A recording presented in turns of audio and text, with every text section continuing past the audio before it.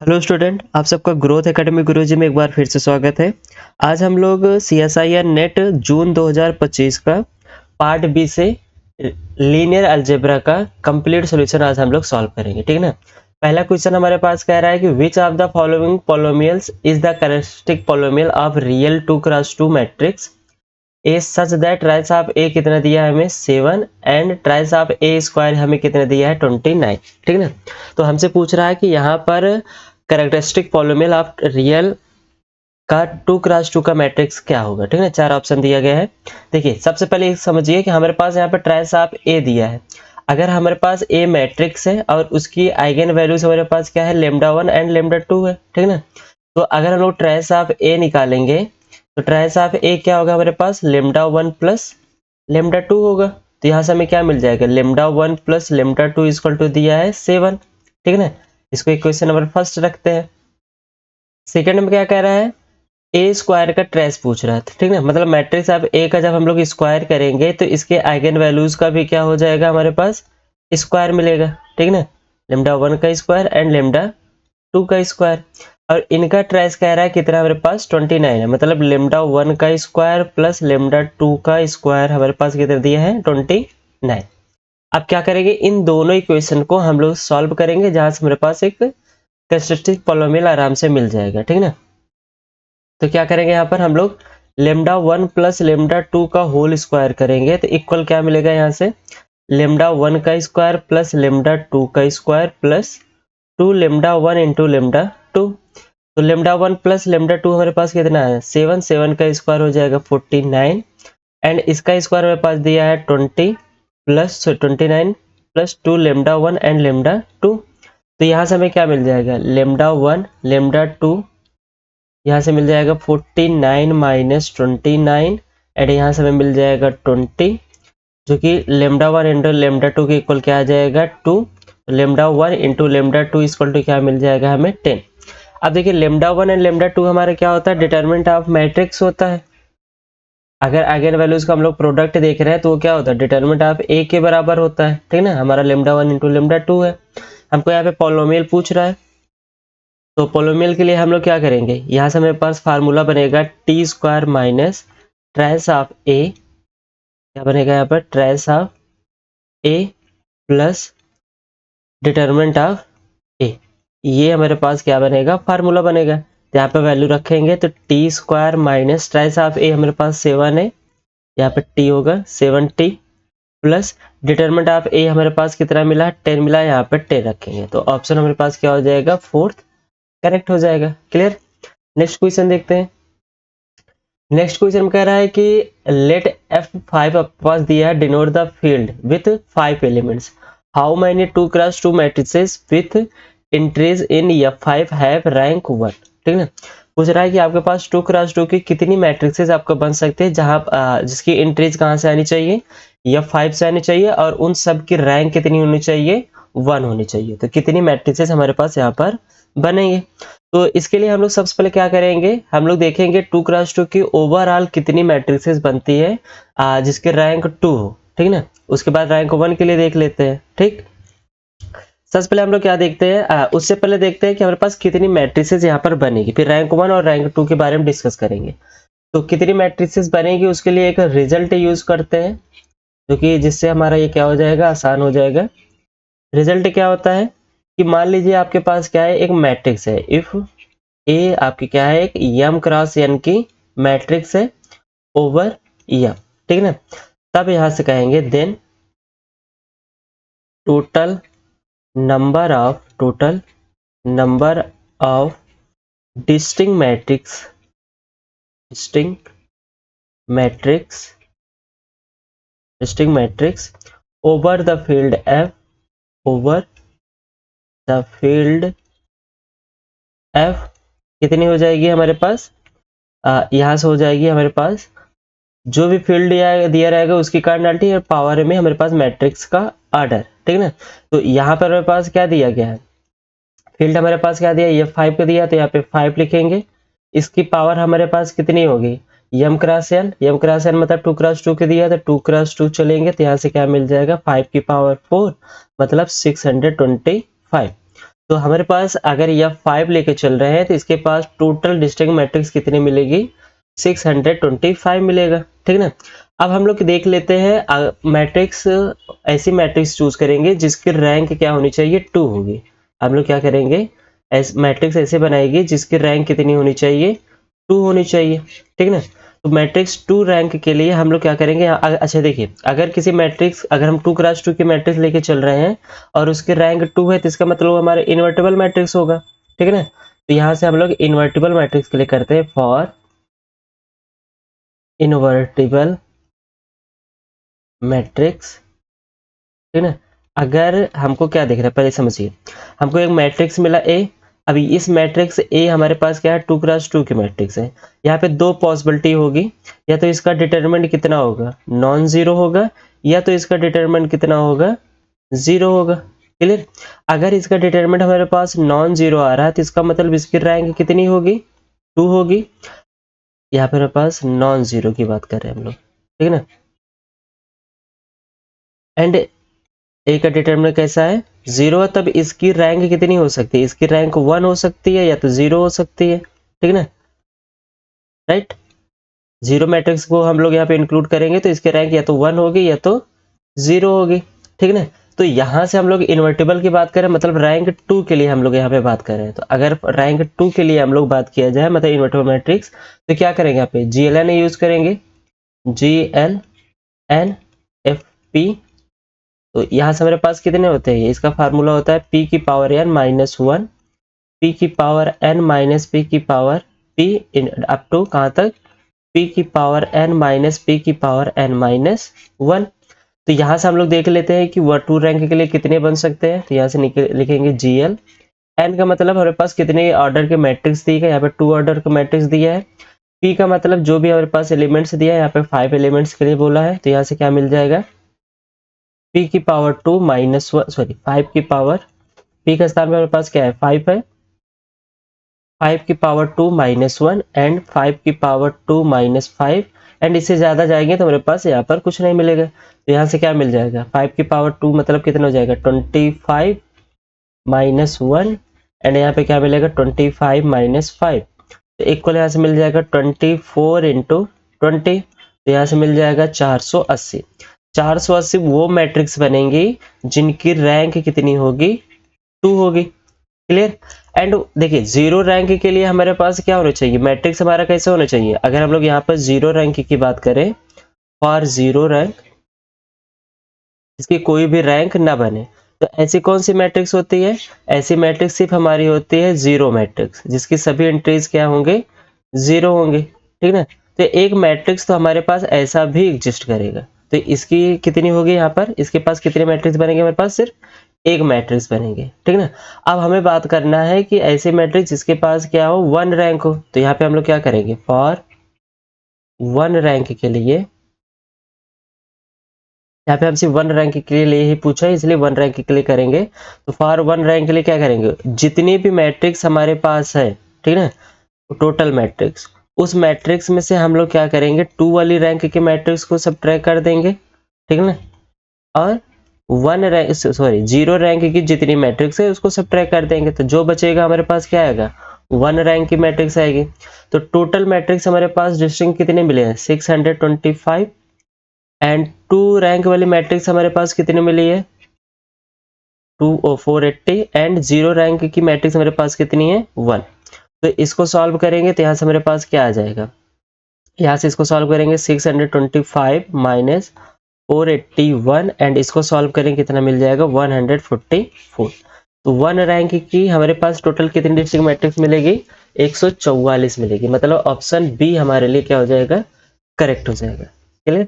आगे चलते हैं, नेक्स्ट क्वेश्चन में कह रहा है कि यक्स आपके पास क्या है, be the R vector space of all twice differential real valued function. यहाँ पे समझने वाली बात है कि यहाँ पर पास एक यक्स मैट्रिक्स हम लोग चूज, आर यक्स क्या है, एक आर वेक्टर स्पेस है of all twice differential real valued function on close interval 0 1। इसका मतलब हमारे पास यक्स जो है वो ट्वाइस डिफरेंशियल है और रियल वैल्यूड फंक्शन है। इसका मतलब जो डायमेंशन होगी यक्स की वो हमारी क्या होगी, इनफाइनाइट होगी। ये बात यहाँ पे एक समझ में आ रही है कि इसकी डायमेंशन कितनी होगी, इनफाइनाइट होगी। आगे क्या कह रहा है, कंसीडर द लीनियर मैप, हम लोग यहाँ पे एक मैप डिफाइन कर रहे हैं 5 से कहाँ पर, आर क्यूब पर, ठीक है। और ये डिफाइन कैसे किया गया है, defined by pi of f जो है वो आपका इक्वल दिया गया क्या, f of 1 comma f dash 1 and f double dash 1, ठीक ना। तो कह रहा है which of the following statements is true. पहले कह रहा है कि the dimension of x over kernel of phi जो है वो हमारा 3 होगा। कह रहा है कर्नल ऑफ फाई हमारा कैसे होगा, फाइनाइट डायमेंशन को होगा। And dimension of x over kernel of phi हमारा क्या होगा, 1 होगा, या x is a finite dimension. यहाँ पे सबसे पहले देखिए हमारे पास एक्स की जो डायमेंशन है वो कितनी है, इनफाइनाइट, और यहाँ पे क्या जिक्र करा है कि ये हमारे पास कैसा होगा, फाइनाइट होगा। तो फोर्थ ऑप्शन तो ऐसे ही हमारे पास क्या हो जाएगा, डिस्कार्ड हो जाएगा, ठीक है। बचा हमारे पास क्या, 3 ऑप्शन, ठीक है। अब यहाँ पे समझिए हमारे पास दिया क्या है, दिया गया है कि हमारे पास जो मैप यहाँ पे डिफाइन किया है लीनियर मैप, एक्स से कहाँ डिफाइन किया है, आर क्यू पे डिफाइन किया गया है, ठीक ना। तो इसका मतलब हमारे पास जो यहाँ से हम लोग बोलेंगे रैग्नल्टी थ्योरम से कि डायमेंशन ऑफ जो एक्स होगा वो हमारा किसके इक्वल होगा, रेंज ऑफ फाई के and plus kernel of phi के, इन दोनों के सम के इक्वल होगा डायमेंशन ऑफ एक्स। क्लियर। अब हमें कह रहा है कि एक मैट्रिक्स फाई बनाना है, ठीक है। अब फाई मैट्रिक्स का जो आर्डर होगा वो कितना होगा, हम लोग आर्डर देखते हैं कहाँ से, यहाँ से हमारे पास क्या मिलता है, रो मिलता है, और यहाँ से हमारे पास डायमेंशन क्या मिलता है, कॉलम मिलता है। तो इसका रो क्या मिल जाएगा 3 एंड इसका कॉलम कितना होगा यक्स। यक्स हमारा क्या है, यक्स की डायमेंशन मेरे पास इनफाइनाइट है, तो यहाँ पे मान लेते हैं जो भी इसकी डायमेंशन होगी वो यहाँ पर हमारे पास आ जाएगा, मतलब 3 क्रॉस इनफाइनाइट जो भी होगा यहाँ पर हमारे पास आएगा, ठीक ना।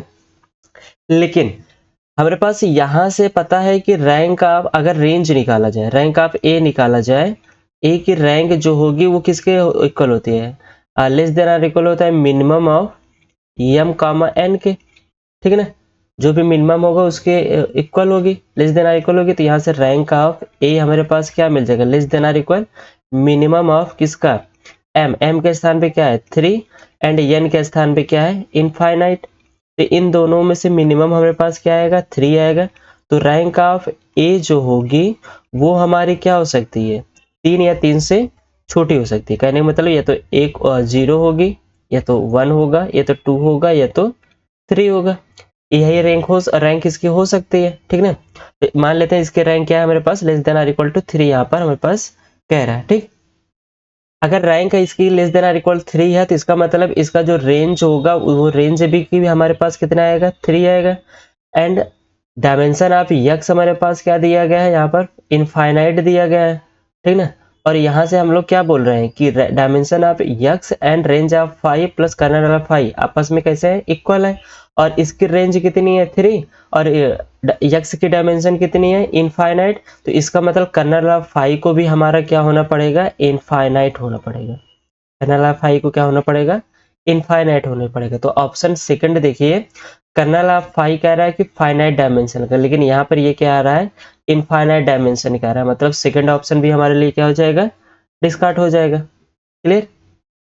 नेक्स्ट कह रहा है कि dimension of x over kernel of 5 या तो 3 होगा, या तो क्या होगा हमारे पास 1 होगा, ठीक है।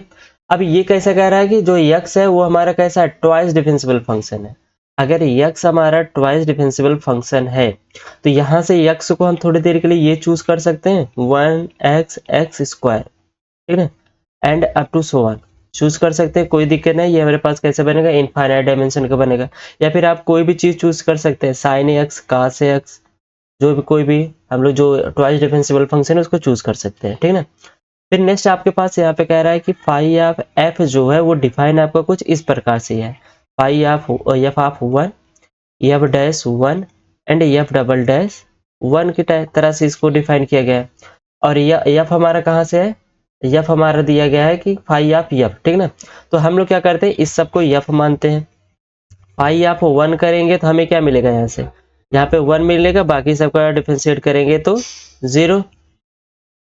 फाई ऑफ यक्स करेंगे तो हमें क्या मिलेगा, फाई ऑफ 1 के स्थान पे यक्स रखेंगे तो ये आ जाएगा 1, एफ डैश करेंगे तो यहाँ पे 1 एंड एफ डबल डैश करेंगे तो 0। फाई ऑफ यक्स स्क्वायर करेंगे तो हमें क्या मिलेगा, फाई ऑफ 1, मतलब यक्स के स्थान पे 1 रखेंगे 1, फाई डैश करेंगे तो इसका क्या मिलेगा 2x मिलेगा, तो मतलब 2, डबल डैश करेंगे तब भी हमारे पास क्या मिलेगा 2। ठीक है, तो इसके लिए हम लोग यहाँ पर एक 5 मैप बना रहे हैं, मैट्रिक्स बना रहे हैं, जो कि कैसे होगा 1 0 0 1 0 0 1 2 2। ठीक है, और इसको जब सॉल्व करेंगे तो यहाँ से आपको कुछ इस प्रकार से मैट्रिक्स को देखने को मिलेगा। ठीक है ना, तो इसका मतलब इसकी रैंक कितनी है हमारे पास है, इसकी रैंक हमारे पास है 3। ठीक ना, इसकी रैंक कितनी हो जाएगी 3। करने का मतलब हमारे पास जो अगर dimension of x over kernel of phi की बात किया जाए तो ये किसके इक्वल होगा, इमेज ऑफ फाई के। ठीक ना, इमेज ऑफ फाई का मतलब क्या होता है, इमेज ऑफ फाई का मतलब dimension of range of phi, range of phi होगा। और इसका डायमेंशन कितना रेंज का 3 आया है, इसका मतलब कर्नल ऑफ फाई हमारे कितना होगा 3 होगा, तो इसका मतलब ये भी हमारा क्या आएगा 3 ही आएगा, तो इसकी रैंक भी कितनी हो जाएगी 3। तो ऑप्शन फर्स्ट हमारे लिए करेक्ट हो जाएगा एंड थर्ड हमारे लिए डिस्कार्ड हो जाएगा। क्लियर, आसान सा क्वेश्चन था। आगे बढ़ते हैं नेक्स्ट क्वेश्चन। नेक्स्ट क्वेश्चन ये बहुत ही आसान क्वेश्चन है, इसके लिए आपको एक रिजल्ट याद रखना पड़ेगा जिससे आपको ये आसानी से हो जाएगा। क्वेश्चन में क्या कह रहा है, कह रहा है कंसीडर द रियल मैट्रिक्स, आपके पास एक ए है जो कि इसका आर्डर हमारे पास क्या दिया है 4x4 का यहाँ पर एक मैट्रिक्स दिया है। ठीक ना, कह रहा है what is the largest real eigenvalue of A का हमारे पास लार्जेस्ट रियल आइगन वैल्यूज पूछ रहा है। ठीक है ना, देखिए अगर आपको लार्जेस्ट आइगन वैल्यूज चाहिए किसी मैट्रिक्स का, ठीक है ना, तो उसके लिए आपको क्या करना पड़ेगा, यहाँ पर एक रिजल्ट है, इसको समझिए कि मान लीजिए लेमडा आपका कहाँ है एफ में, लेमडा किस में है आपके पास एफ में है, और यहाँ से बोलिए कि be any eigen values, lambda हमारा क्या है कोई भी एक आइगन वैल्यूज है। ठीक ना, तब यहाँ से हमारे पास जो लेमडा होगा ये हमारा सबसे लार्जेस्ट कब होगा, जब सम of A I J and जे हमारा 1 से कहां पर जाए एन पे जाए, for all i equal to 1 2 3 up to n. कहने का मतलब है हम लोग जितने भी हमारे पास यहाँ पर रो दिया गया है क्या करना है, इसका मतलब है sum of rows, sum of each row करने पर जो हमारे पास आइगन वैल्यूज मिलेगा वो सबसे हमारे पास क्या होगा लार्जेस्ट होगा। ठीक है ना, अब यहाँ पे सबको ऐड करिए, इसको ऐड करेंगे तो हमारे पास कितना आएगा 101 आएगा, इसको भी ऐड करेंगे हमारे पास कितना आएगा 101 आएगा, इसको भी ऐड सभी रो को ऐड करेंगे कितना आएगा 101, इसको भी ऐड करेंगे सब 101। तो हमारे पास सबसे लार्जेस्ट आइगन वैल्यूज क्या मिल जाएगी 101 मिल जाएगी। इसका मतलब ऑप्शन फर्स्ट हमारे लिए क्या हो जाएगा करेक्ट हो जाएगा। तो ये रिजल्ट आपको लार्जेस्ट आइगन वैल्यूज के लिए आपको यहाँ पर इसको समझना पड़ेगा। ठीक है ना, तो आगे चलते हैं।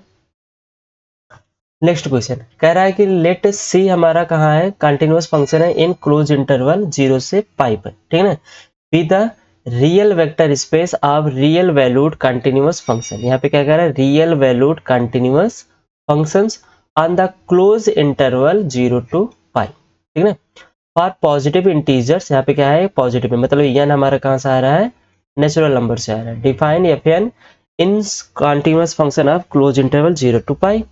एफ एन ऐसे यहाँ पे दिया है, फिर कह रहा है let V be the real subspace of C spanned by f one f two f three. मतलब v जो है वो हमारा कहाँ कहाँ से बन रहा है f1 f2 f3 से बन रहा है। फिर कह रहा है consider the inner product of v given by, यहाँ पर आपके पास एक इनर प्रोडक्ट दिया गया है, फिर पूछ रहा है 4 ऑप्शन में कौन सा ऑप्शन आपके पास करेक्ट होगा। ठीक है ना, अब समझते हैं। पहले यहाँ पे तो कह रहा है कि फर्स्ट ऑप्शन F4 आपका V में होगा। पहले हम लोग पता कर लेते हैं कि जो हमारे पास V है जो इससे स्पैंड हो रहा है वो हमारा दिखता किस प्रकार से है। ठीक ना, तो F1 F2 F3 की वैल्यू यहाँ से निकालेंगे, तो F1 x निकालेंगे तो यहाँ से आपको क्या मिल जाएगा x के n के स्थान पे 1 रखेंगे तो sin x अपन sin x आएगा, तो यहाँ से 1 आ जाएगा जब x आपका बिलोंग करेगा 0 से पाई में।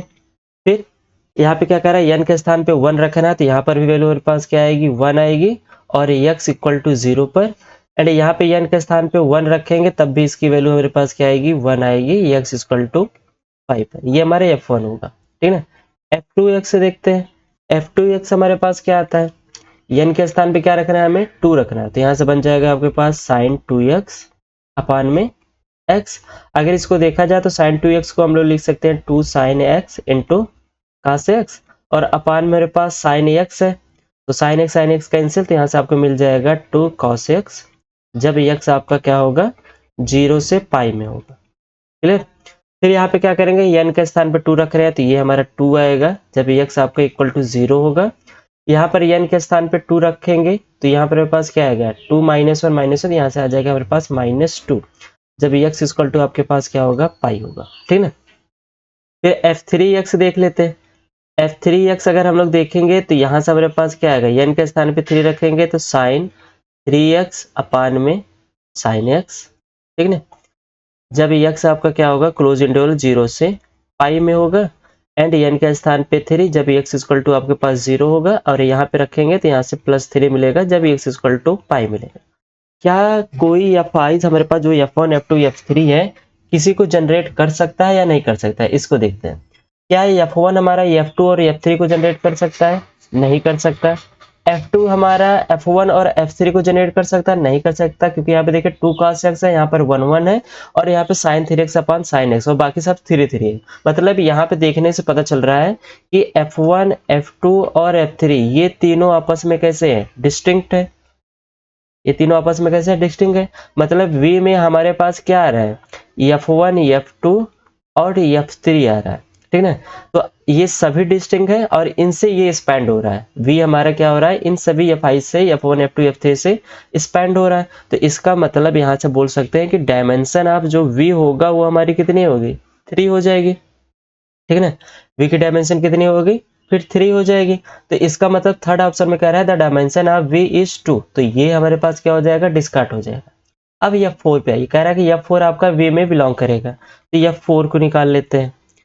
F4 निकालेंगे तो x के स्थान पे क्या, n के स्थान पे क्या रखेंगे, 4 रखेंगे, तो यहाँ से क्या बनेगा साइन 4x अपान में x जब x आपका क्या होगा ओपन इंटरवल 0 से पाई में होगा, यहाँ पे 4 आएगा एंड यहाँ पे -4 आएगा। ठीक है ना, जब x इक्वल टू 0 एंड जब x इक्वल टू पाई।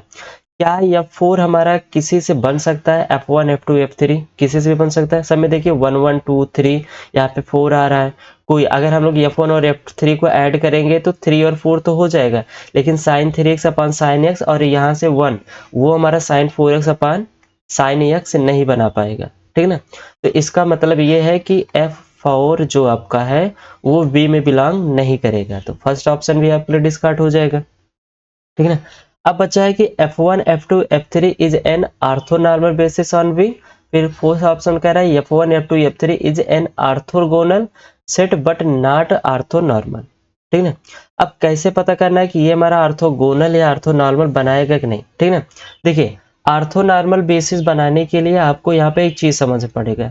अगर आपके पास जो इनर प्रोडक्ट स्पेस दिया गया है, अगर ये आपका यूनिट प्लस क्या हो जाए, ये आपके साथ ऑर्थोगोनल हो जाए, ठीक है ना, तो ये काम आपके पास आराम से हो जाएगा। ठीक है ना, तो ये तो जहां तक है ऑर्थोगोनल तो पक्का बनाएगा, हमें चेक करना है क्या ये यूनिट बनता है कि नहीं। यूनिट कहने का मतलब है इसको सॉल्व करेंगे इनर प्रोडक्ट का तो इक्वल हमारे पास आंसर क्या आना चाहिए, 1 आना चाहिए, तभी जा करके ये हमारा क्या बनाएगा, यूनिट बनाएगा। ठीक है ना, तो यहाँ पे चेक करते हैं।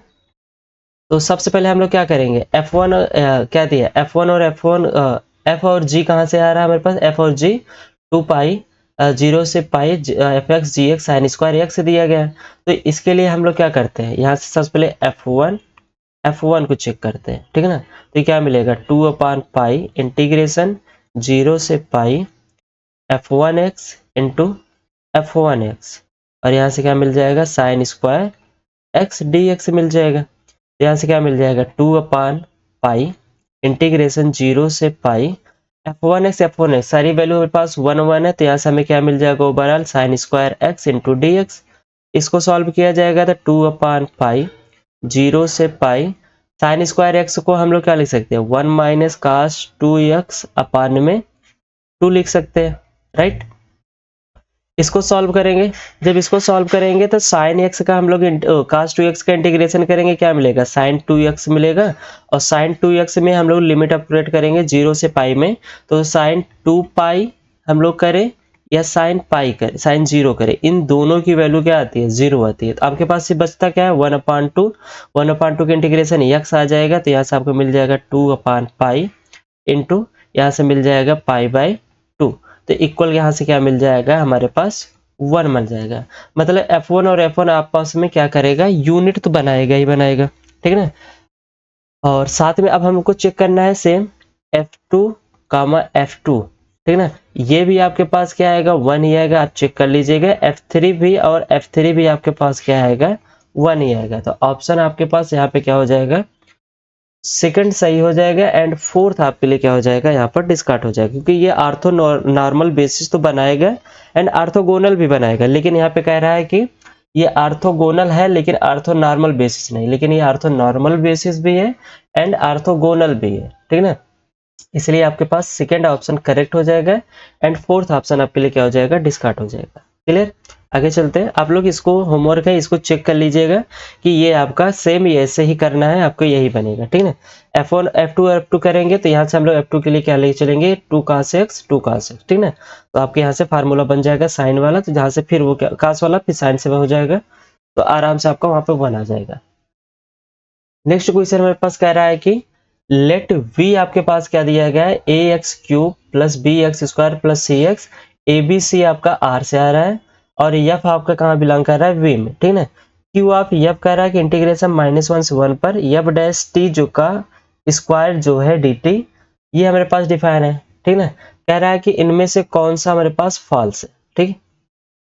अगर आप क्यू आप x चूज करेंगे, f के स्थान पहले थर्ड ऑप्शन देखते हैं। थर्ड ऑप्शन में क्या कह रहा है, क्यू ऑफ एक्स कह रहा है ना, एफ के स्थान पे हम लोग एक्स रखेंगे तो क्या मिलेगा -1 से 1। एक्स का एफ का क्या कह रहा है, हम लोग क्या कह रहे हैं यहाँ से f of x equal to x choose कर रहे हैं। इसका डिफरेंशिएट करेंगे तो क्या मिलेगा 1, 1 का स्क्वायर 1 डी टी। तो यहाँ से क्या मिल जाएगा आपको टी -1 से 1 जिसकी वैल्यू क्या आएगी आपके पास 2। तो q of x equal to आपको क्या मिलेगा 2 मिल जाएगा। मतलब यहाँ पे फॉल्स चूज करने का रहा है, ये हमारे पास करेक्ट है, मतलब ये हमारे लिए डिस्कार्ड हो जाएगा। फोर्थ ऑप्शन देखिए, फोर्थ ऑप्शन में कह रहा है कि फॉर ऑल एफ और जी आपका कहां से आ रहा है, वी से। तो आपको यहाँ पे चेक करना है Q of F of x sorry F plus G जो है वो Q of F plus Q of G के क्या है, इक्वल है, ठीक है ना। तो इसको चेक करते हैं क्या ये ट्रू है कि फॉल्स है। जब क्यू ऑफ हम लोग f प्लस जी करेंगे तो यहाँ से आपको क्या मिल जाएगा, इंटीग्रेशन -1 से 1, यहाँ से मिल जाएगा आपको f dash plus G dash का whole square into D T मिल जाएगा, ठीक है ना। क्योंकि हम लोग इसका जब डिफरेंशिएट करेंगे f प्लस जी का तो यहाँ से आपको क्या मिलेगा, f dash plus G dash से मिलेगा। हमें पता है कि डेरिवेटिव ऑफ अलजेब्रा से ये हमारा काम यहाँ से हो जाएगा, ठीक है ना। तो यहाँ से आपको क्या मिल जाएगा, f इंटीग्रेशन -1 से +1, तो f डैश का स्क्वायर प्लस जी डैश का स्क्वायर प्लस 2 f डैश जी डैश, ठीक है। तो ये वैल्यू आपको मिल जाएगी यहाँ से लेफ्ट साइड में। राइट साइड में देखिए क्यू ऑफ f दिया है प्लस क्यू ऑफ g दिया है। हमें देखना है क्या ये दोनों इक्वल हो गए कि नहीं। क्यू ऑफ f देखेंगे तो क्यू ऑफ f से आपको क्या मिलेगा, इंटीग्रेशन -1 से +1 f डैश ऑफ t का whole square d t plus integration -1 से +1 जी यहाँ पे कहा जी डैश ऑफ टी का whole square into D t. क्या ये दोनों आपस में कभी इक्वल हो पाएंगे, नहीं हो पाएंगे। इसका मतलब यहाँ से हम बोल सकते हैं कि Q of F plus G जो है वो नॉट इक्वल है किसके, Q of F plus Q of G के। लेकिन यहाँ पे क्या कह रहा है कि ये दोनों आपस में कैसे हैं, इक्वल है। तो इसका मतलब हमारे पास ये क्या हो जाएगा, करेक्ट हो जाएगा, क्योंकि हमको फॉल्स चूज कर रहा है। बाकी सभी ऑप्शन हमारे लिए क्या हो जाएगा, डिस्कार्ड हो जाएगा। पार्ट बी का क्वेश्चन है तो इसमें हमारे पास फोर्थ ऑप्शन ही करेक्ट होगा। क्लियर, तो आज के लिए इतना ही। पार्ट बी में हमारे पास टोटल 6 क्वेश्चन पूछे गए थे। अगर एक क्वेश्चन हमारे पास 3 मार्क्स का है, इसका मतलब आज हम लोग 18 मार्क्स को कवर किए, ठीक है। तो अगर वीडियो पसंद आया है तो चैनल साथ बने रहिए, चैनल को सब्सक्राइब जरूर करिएगा और फ्रेंड के साथ शेयर करके इसको लाइक जरूर करिएगा। Okay, thank you so much.